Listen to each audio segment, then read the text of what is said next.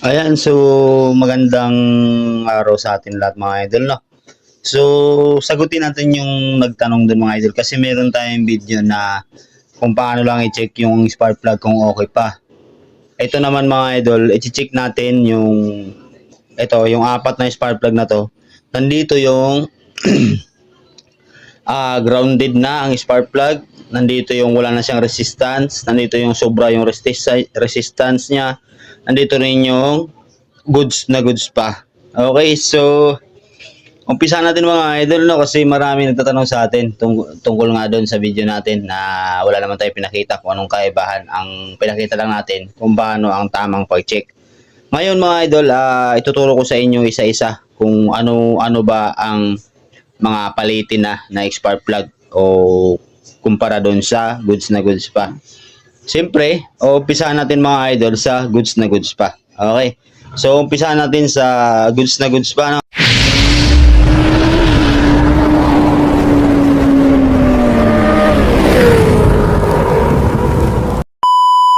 Ngayon ito, yan, kagaya nga nung napanood nyo sa mga video natin. Yan o. Lalagay nyo lang yung positive dyan. Dito. Tapos i-tester nyo lang itong ating center electrode, no? So makikita nyo yan kung goods na goods pa o hindi na, no? So ito ay goods na goods pa to. Ayan.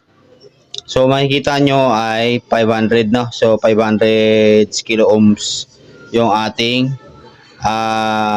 reading ng ating goods na spark plug. Ayan, nakita nyo naman 554. Yan. So goods na goods po yun mga idol, no? Ngayon sa kaibahan naman ng sobra sa resistance mga idol, so hindi na rin pwede, no, kahit hindi siya grounded, hindi rin siya pwede, no. So ito yon, ayan, pakita natin para malaman din ng iba kasi may mga nagre-request sa atin, no.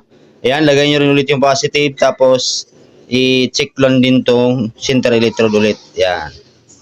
So dapat hindi siya tataas sa 500, no, kasi pag nag-800 na rin siya mga idol, ay hindi na rin siya pwede. Ayan, to tester natin yung center electrode niya. Ayan, oh. So mataas na yan mga idol, no. Ayan, nagna-9 na siya, oh. So ayan, 10. So ibig sabihin din yan, pag ganyan mga idol, no, hindi na rin siya pwede, no, kasi sobra na rin yung resistance niya, no. Kumbaga hindi na rin siya maganda sa motor kasi pagka nilagay niyo rin to, hindi na maganda yung function niya. Okay, so tapos na tayo sa goods na spark plug at sa sobra sa resistance. Ngayon dito naman tayo sa walang resistance. So dapat kasi yan kagaya niyan nakalagay sa auto natin. Ngayon pag tinester natin kahit wala siyang ngayon pag tinester natin siya, dapat meron siyang lalabas na 0L man lang sana, no. 0 ganyan, gagalaw man lang sana yung ating multi-tester. So ito ay wala siyang reading, no. So wala siyang resistance. So ibig sabihin nito, sira na rin ito, no. Pag walang resistance yan. Yan, oh. Yan, nilagay na natin yan, oh. Oh. Yan. Pakita natin. Tapos center electrode. Ayan, oh. So wala siyang resistance mga idol, no. Yan, walang resistance. So ito din mga idol ay sira na rin ito kasi wala na siyang resistance, no. So hindi po siya grounded. Yan, hindi rin siya grounded. Yan, wala rin siyang grounded, no.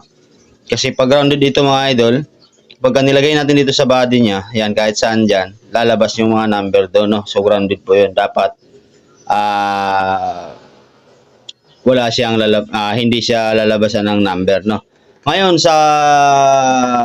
tapos na tayo dito sa walang resistance, sa goods na spark plug, tapos sa over resistance naman. So dito na tayo ngayon sa grounded na spark plug. So kung mapapansin nyo, ayan, oh. So lalagay natin yan, no. Ngayon, pagka tinester natin yung pinaka center electrode niya, ay goods yung ating, ayan, goods yan, 483, di ba, 483. So, okay yung ating center electrode, pero pagdating naman dito sa body ay grounded. Testerin natin. Ayan, oh, 3,000. Ayan. So, ibig sabihin, pag mga ganyan mga idol, ay grounded na rin yung ating spark plug. Yan. Kahit saan dyan, kahit dito. Yan. Basta kahit saan nabakal dito mga idol, no? Kahit saan dyan, no?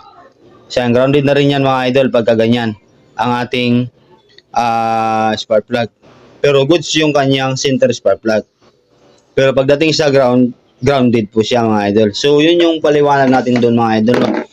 So yun lang mga idol. Sana nakabigay tayo ng idea doon sa mga palyado na ng spark plug. So dapat meron tayong mga kahit kunting kalaman sa mga motor natin, lalo na sa spark plug kasi unang-una din mga idol pagka may problema din na yung ating spark plug ay hindi rin bibigay ng magandang performance yung ating motor.